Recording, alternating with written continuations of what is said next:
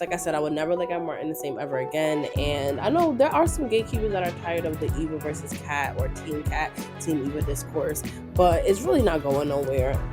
I need Leslie in cuffs. Yeah, well, the way Ted been rolling, she might want to be in his cuffs. Ooh. You said it. They're gonna be one big. I'm telling you, they're gonna be one big happy family. Leslie's crazy ass is always gonna blame Shanice for that. Anita is already she's already caught on. You know what I'm saying? So it's not like this big secret that we know about and Anita doesn't. Anita has already clocked him multiple times about the suspicion. Hey y'all, welcome back to Loving Them Gates, a Beyond the Gates weekly podcast where Brian H. Waters and Queen PR dissects the latest episodes of the new hit show Beyond the Gates. We'll break down all the plot twists, character arcs, and iconic moments with our unique perspectives and a whole lot of love. Hey y'all, welcome back to Loving Them Gates. I'm Brian H. Waters and I am with Queen PR. I know it's usually go the other way around, but I'm driving today. I'm gonna let her sit back and just coast, relax. Thank you. We got smoke. I'm gonna jump immediately off the top. First, go ahead, hit the subscribe button, 6HM right here, where Loving Them Gates is brought to you by. And if you out there listening on Spotify or Apple Podcasts, make sure you subscribe and drop a comment. And we give you the videos there. We appreciate our listeners. Abso-freaking-lutely. So just the programming alert. We're gonna talk about. I know we're a little late, but we like to be honest. So we're gonna recap last week's, and we haven't watched Mondays yet as of the recording because we're gonna watch that, and then we know it's also come on Tuesday, and then they're going into reruns. So that recap may be a little quicker. If Queen PR allows that, she gives me the eye like, wait, that's his way of saying that I talk too much. So he wants me to make sure that I keep it tight. Oh no, what I meant sooner, I should say, because we only get 2 episodes this week. Okay. You're right. So they'll get that episode sooner. But enough with all of the particulars, and let's get right to it. We talked a little bit about the smoke on the latest content we drop, which is a deep dive on the women of Fairmont Crest. But I want to start right where, because last week we saw the conversation, Eva, Kat, and Martin in the mix. Now, we already know you either Team Eva, you Team Kat. Right. But I have to ask you, how do you feel about Martin? Did your opinion on Martin change? Messy, 100,000%. Okay. Like I mentioned on the show before, I have many siblings, and you do not, first of all, you don't take your siblings' sides in that way, first of all. And I don't like how, I understand and I respect people that are trying to be warm up to Eva, especially like their siblings and stuff like that, whatever. Those are still Ted's kid. That's Ted's kid.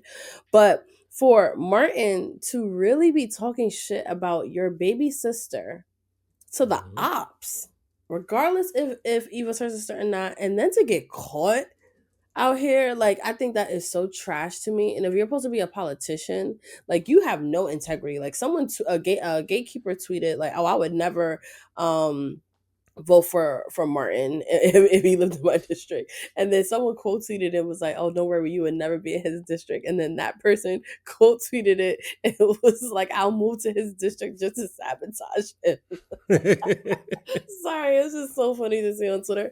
But that was trash. That was trash. I would never look at Martin the same again. Yeah, I thought, you know me, I am Team Eva. I do think she does some things wrong, but I do think Eva has good person deep down inside. However, in this situation right here, like you said, you cannot take sides. Martin is tripping because what are you doing, bro? Like, leave them out of it. Be a mediator. Bring them closer together. Right. Don't be divisive. Yeah. Yes, Kat is Kat. Yes, she had her issues, and I get that, but I did not like the fact that he was, really dogging her out. It's one thing to say, well, she's the miracle baby. She been through some things, but he was dogging her out. No, it was a trash session to as in Eva said something and Martin was like, "Oh, but then what about this?" Like, you really going back and forth talking shit about me to my sister that I don't like. Then you find out that she slept with my boyfriend and it didn't even seem like that changed your opinion of her, but yet you still going hard on me. And then we got to mention the whole reason why we don't fuck with Martin, why Martin and Kat aren't fucking with each other in the first place, because Martin already was overstepping with how he reacted to Samantha overhearing an adult conversation, which happens, bro. Like, it's not that deep. Like, you should be focusing on why your daughter immaturely overheard an adult conversation and behaved the way that she behaved. It's not up to what Kat was saying to her cousin who she thought whatever.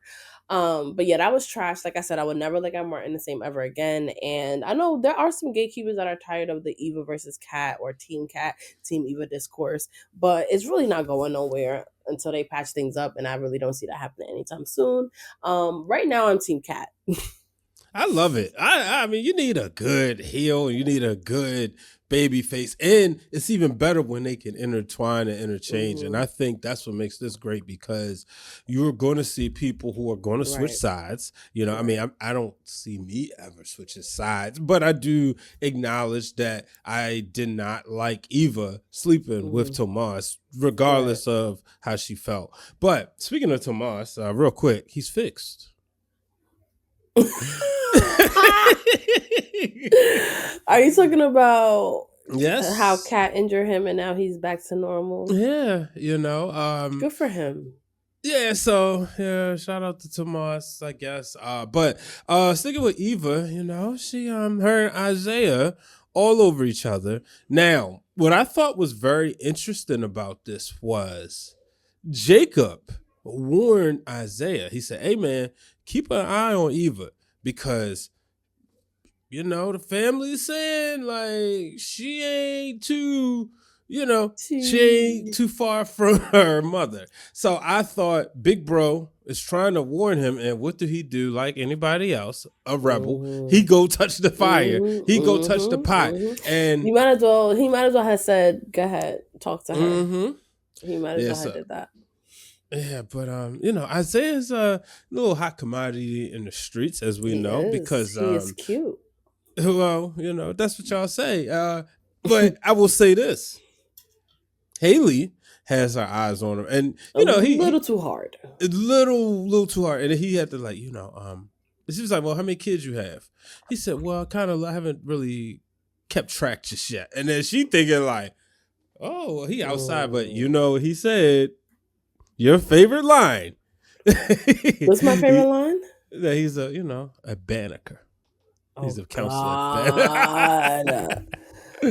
That would, if we wanted to play a drinking game, every time he said that he's going to be a counselor, a banneker, or something of that to that effect, we would be like pass out drunk. Oh, 1,000%. Insane. But I think with Hayley, she can't help herself because according to the new developments in her character, she's just been dating old rich people or rich guys just for the money. So her actually being in the presence of someone that's closer to her age, a little cute. She's also learning that he's a little bit of a bad boy too. So I can see her not helping herself and being attracted to him. But it's like, get in line, girl, because everybody want him. Yeah. Do you think Izaiah is going to lose track and focus on Eva and entertain Hayley? No. Okay. No. I don't see him being interested in Hayley. I think he is going to appreciate her flirting with him because he's not bad on the eyes, but I don't see him being like if Eva's into him, I don't see him wanting to be with like the married, you know. Yeah. I was gonna say, I think he respects Bill enough, right? Exactly, and understands that he's gonna need Bill in his back pocket just in case. And then, like, I always, go ahead. I was gonna say, even or with his kids, right? Having a guy like Bill, like, hey man, you got me out of trouble. I need you to get this kid out of trouble because this kid has done some things that I know. But he's like, and he just needs a little Bill Hamilton touch. So I can see him not wanting to mess up that connection. Unlike Thomas. Absolutely. same. And I think too, if it's almost like what the question I always ask myself is like, there ain't no other men around, there ain't no other women that you could date. And I think with him, it's like there's way more other women in Fairmont Crest. Why would I want to go for Hayley? Now watch us say all of this, gatekeepers, and then in 6 months they're the hot new relationship. But hashtag spoiler alert. So I do love, we were excited about him, you know, adding spice to things when they announced his new character. So I'm glad that he is measuring up to what our expectations are. Yeah. Well, speaking of Hayley, she up there trying to poison Bill. And she was this close to getting Naomi. That's one thing. And, you know, she slapped the mug. But what I didn't understand is she did it in the hallway when she went for the next attempt, right? My eyes are hurting from rolling them so hard. Like, something would say that a law office as prestigious as Bill Hamilton's will have cameras everywhere, including his office. Right. So I'm just confused by this act that she's doing and her cuz. It's just so dumb.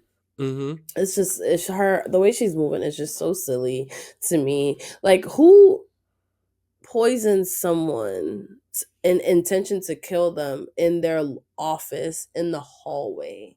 It just does not make any sense where anyone could walk in on you doing it, hence Naomi walking into her. Then another thing is, if you're trying to commit a crime of this extent, you want to draw the least amount of attention possible.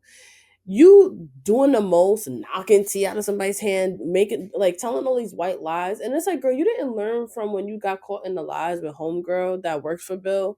When you got caught in that lie, like, you ain't realize, like, you can't just be, you know, just saying shit because it's going to come back to haunt you. Because what's going to happen is when people get more and more suspicious because you're dumb, they're going to start thinking like, wait, that was weird.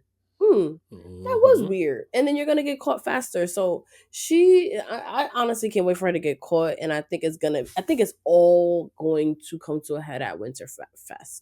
Right? Oh, Winterfest. Okay. I think Winterfest is going to be one of those annual events on the show where all the shit just hit the fan. Yeah. Every year it's going to be like, what's going to happen this year kind of thing. I think Leslie hopefully is going to get her finally comeuppance.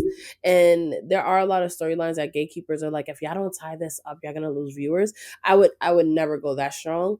But I do feel like if Leslie doesn't get some kind of comeuppance at some point in time, even if it's like a little bit, I do think something got to give almost, you know. And, you know, you and I wrestling fans, like, if that heel at some point doesn't get their just due, or the baby facing situation doesn't ultimately win that championship, it's like you kind of lose interest a little bit. And like Leslie, and I think they're touching on it because they have Laura reliving it.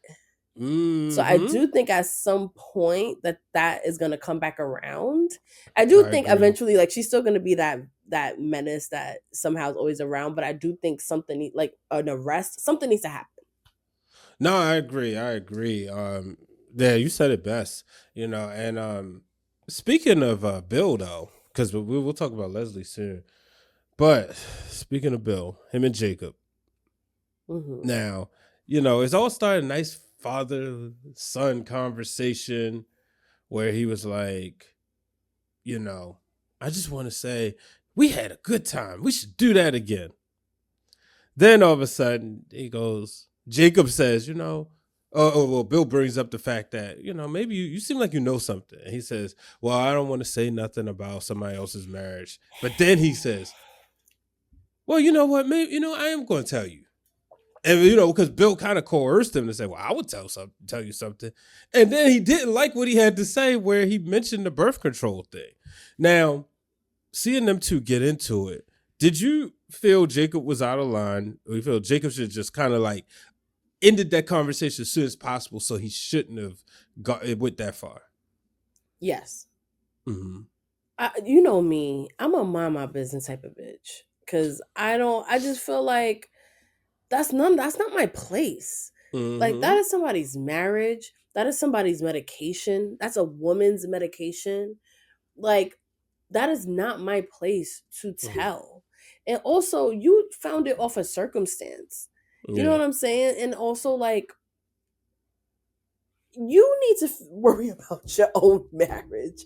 You need to worry about the kids and the babies and all of that with your marriage instead of butting into other people's marriages. And that's why I'm glad Bill was like, how about we talk about how, well, he said, I think he said it to Naomi too, like, you and your husband had a perfect relationship and I seen y'all have tension for the first time. Let's talk about that.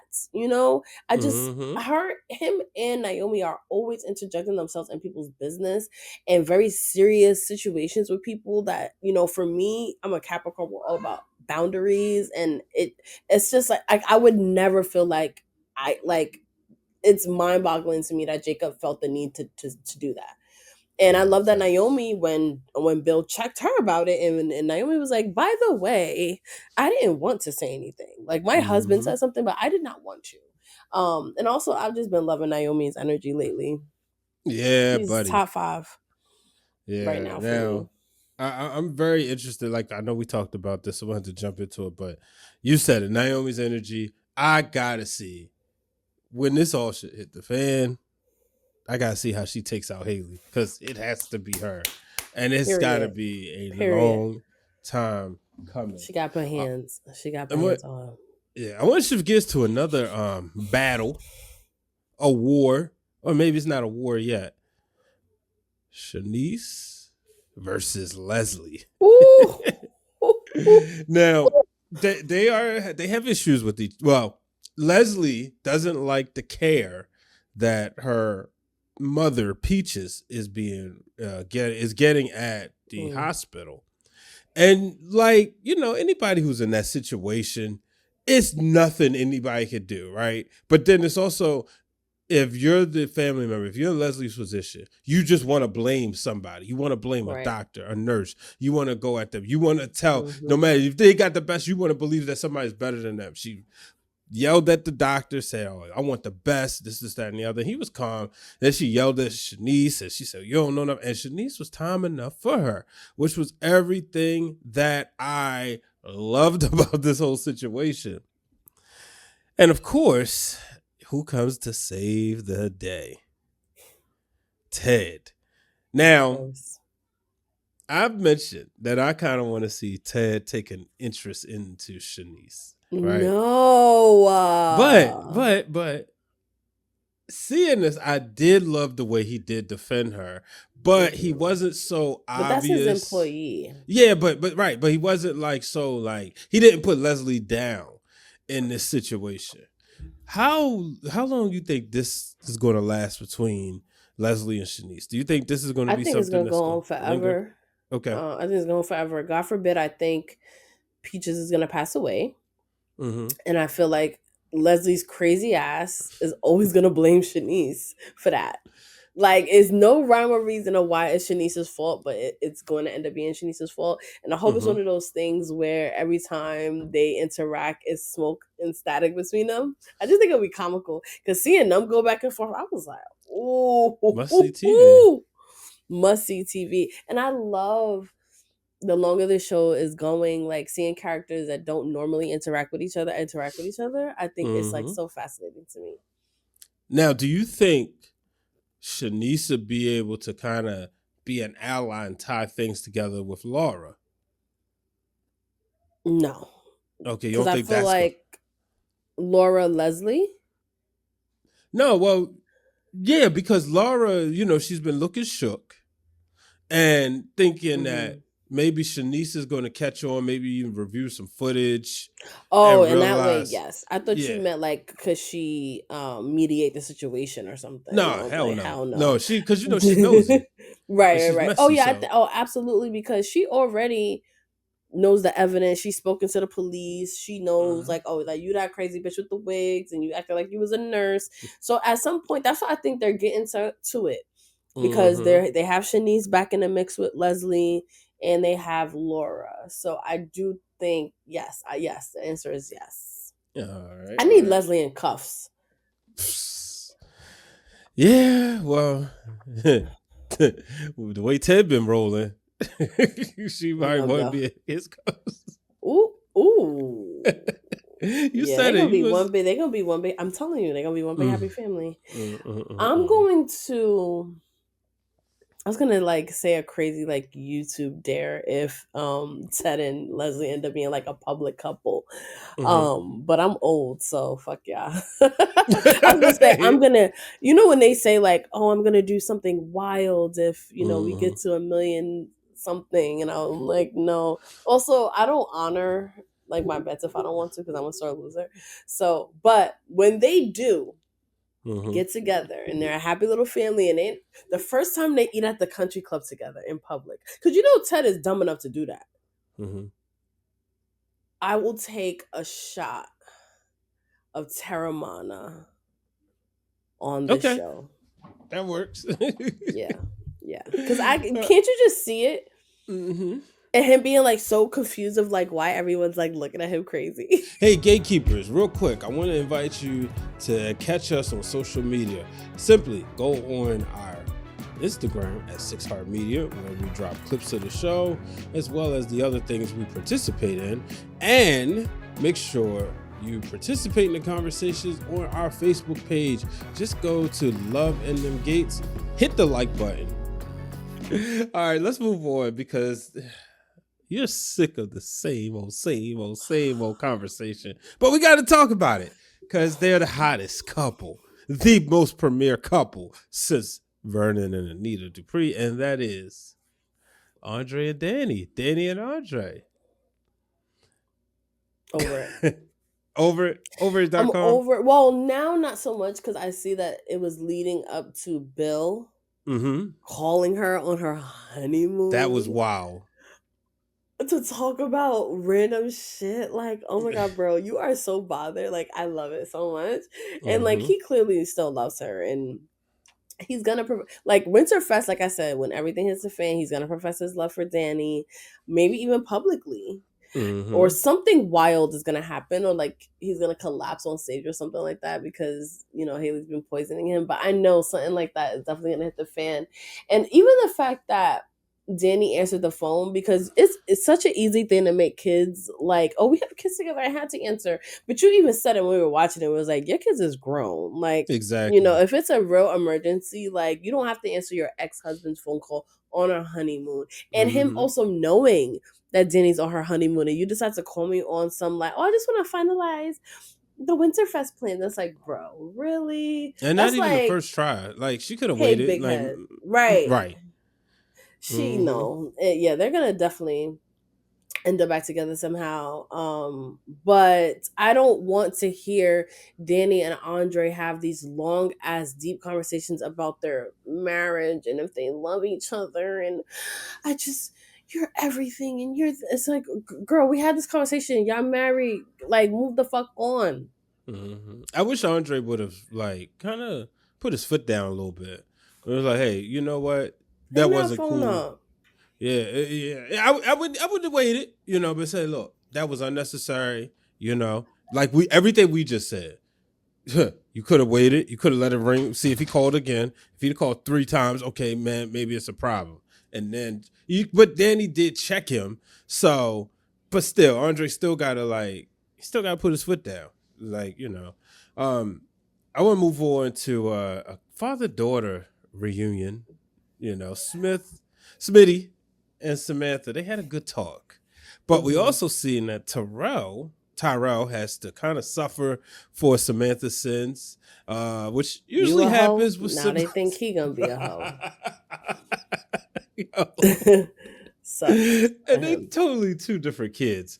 But what did you think of them finally kind of having that conversation? And do you think it's fair for the way that Tyrell is being treated? No, absolutely not. And as somebody who, again, 1 million of siblings, I find it so unfair when you have to suffer because of the other siblings' behavior. Like, it is so unfair. And it's like that you could do. So I don't think that he's being treated fairly. And he clearly has a good head on his shoulders. And so does the girl that he's dating. Like, I don't think any of them would jeopardize that. And also, I don't think they're dumb enough to do what Samantha did. So I think that's also unfair. He's older. I think he should get a little bit more leeway.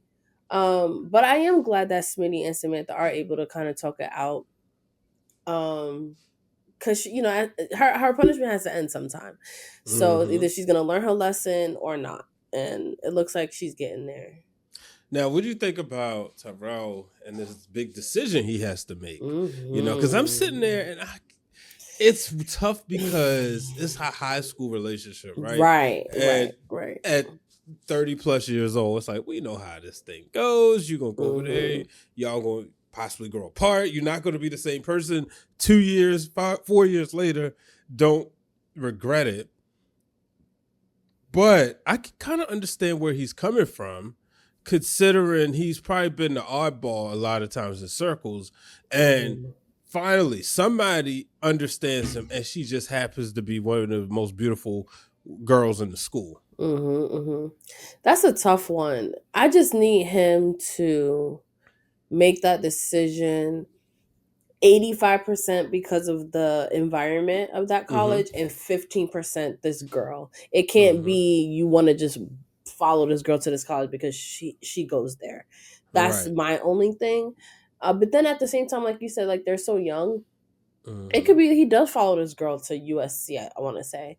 But then he ends up, they like break up first. Like I'm speaking from experience, as in I've seen this happen when I went away to college, where high school couples come to college together and they like end up breaking up, and then they just live their own lives in college, and it's like not like a life-changing, altering thing. So I do think that Terrell has options, but of course I would love to see him stay local. Yeah. What did his career coach have Benecker say?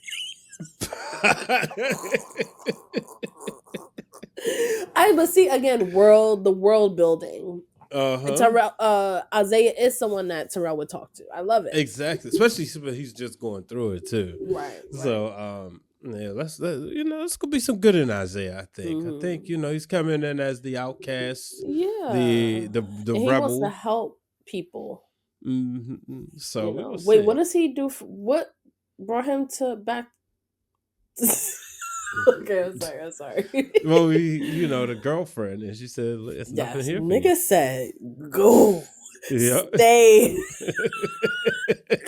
Ain't nothing for you here no more." Yep. That was wild. So wild. Dang, man. Wow. All right, we got just a couple more things. We mentioned that Winterfest is coming, so I want to close out on two things. First, as I roll my eyes, Carlton. Ooh. He wants to accompany Nicole as a friend. Do it. Are they gonna fuck after Winterfest? 100%. 100%? 100%. I mean, I think this is my Terramana shot. Okay. So if they fuck? I'll take the shot. Okay. Oh, okay. Yeah. I'm loving this because I really hope they do. The reason why I say this is going to be the night is because Nicole needs an extra layer of something for her to actually do it. So I think it would have to be like, big events. It's like adrenaline and it's special and it's just like it's how tradition. She almost fucked Ted after the Martin's wedding. Exactly. Well, not the same thing, but yes. And then it was an event. That's what I mean. Yeah. And then drinks are probably going to be involved, and then you got Carlton. He's probably going to be dressed up in like a tux or something like.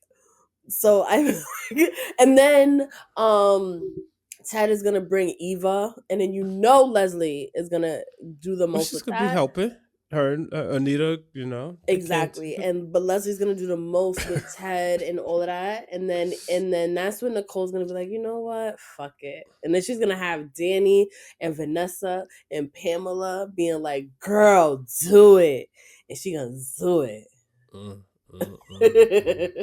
The ladies know what I'm talking about. And like I said, you could do anything once. Yeah, but you can only do one thing once, one time. The first time. That's true. And now let's close out because we don't think so, but the world seems to think so. Are you close to buying what they trying to sell us, that Vernon is cheating on Anita? No. You not even 1%? No. I think it's too on the nose. Yeah. It's too obvious. So is he okay? We're supposed to catch Vernon Dupree cheating on Anita with him just on the phone, like, oh, make sure nobody knows. Meet you in your hotel room. And if he is really having an affair, then that's when I would have to agree with the overcritical gatekeeper and just say, okay, that writing sucks. I really truly think it's what you said, like singing lessons, because remember they had that little cute exchange when he was at the piano. He tried to sing and she was like, leave that to me, and then he basically was like, oh, you don't know what I'm capable of. And then literally that's the first scene of them talking about and planning Winterfest. So then I think it's gonna, and then he's gonna be, and then why would he be? That's why it's with one of her group mates. Yeah, you know, like, come on. And now, if I'm completely wrong, I just think that would just be again from a wrestling standpoint. It's just like, think like, why would they put it in our face so much and so blatant? Like, I don't know. I just don't. Yeah, I think what's interesting is the fact that Leslie was standing there and she thought she got something. Right. Especially her getting closer to Anita and thinking she's going to be so in. And I think she's going to reveal that and then look stupid. And then she could. And also, Anita is already like, she's already caught on. You know what I'm saying? So it's not like this big secret that we know about and Anita doesn't. Anita has already clocked him multiple times about the suspicion. So it's like, if that's really what there's... Because my thing is, if you're going to drop Anita and Vernon Dupree cheating scandal, like, y'all going to have to do bigger than that. It's you know what I'm saying? Bigger, yeah. You know what I mean? So I just don't think they would do it this way, personally. No, I agree. But yeah, that was wait, I'm sorry. Can I just say one quick thing? And which they did a good job at. As remember, we met Vanessa and knew about her dalliances. We met Doug and knew about his gambling thing. And then we found out that they were married. So I just don't see if, and you know what I'm like, I feel like they would build it up more, like the suspense of like, where is Vernon going? Then we find out it's with homegirl. Then Leslie catches them. Then it's like, I don't know. No, I agree. I definitely agree with that. I think, yes, it's too on the nose, and I get why. You know, that's what I had to bring it up. I get why people think that, but you know, come on, y'all, give the writers some credit. Some critical thinking here, and like phenomenally, in my opinion. Yeah, now you know, like talking writers too much, but you know, definitely. But as we close out, I definitely want to encourage people to check out the deep dive we did on the women of Fairmount Crest. Really, really fun episode. I love it. Really was, and we cover minor and major characters, so not just the Dupree family. And don't worry, we got a men's episode in the works. So let us know in the comments who you want us to cover and like some of your talking points, because you might just get featured on the show. Yeah, and especially if there a deep dive on an individual, a situation, a feud, you know. So definitely want to do that. But you want to let the people know where they can find you before we get out of here. Yes, you can find me on all social platforms at Queen 3_PR and on Twitter and everywhere actually. Yeah, and then follow, of course, 6 Heart Media on Instagram, and make sure you subscribe to the channel. Leave a comment. We love reading your comments. It really, really helps the channel, so we really appreciate it. And I have, if you are interested in WWE or wrestling, I do have a women's wrestling podcast called Those Wrestling Girls, brought to you by Revolt Podcast Network. So check that out as well on YouTube. Yes, she is the lady from Those Wrestling Girls. I am. So make sure y'all check that out. I always enjoy that show. It's my favorite podcast. Thank you. Well, folks, we about to get out of here. Make sure you hit the subscribe and come on back next week because we're going to have, we know the holiday season is here, but Queen PR and I, we like to work on this show during the holiday, so we might actually have a couple extra bonuses with some gravy on top. It's like what I did there for Thanksgiving. You ain't a gravy person. I love gravy. Oh, see, I can't make it, but I like it. I'll teach you. All right. All right. And on that note, we out. Bye. Thank you for joining this episode of Loving Them Gates. For more Beyond the Gates content from 6 Heart Media, be sure to 1, like and subscribe, but also check out the podcast on all your favorite podcast platforms, as well as the playlist right here. We do deep dives as well as weekly recaps.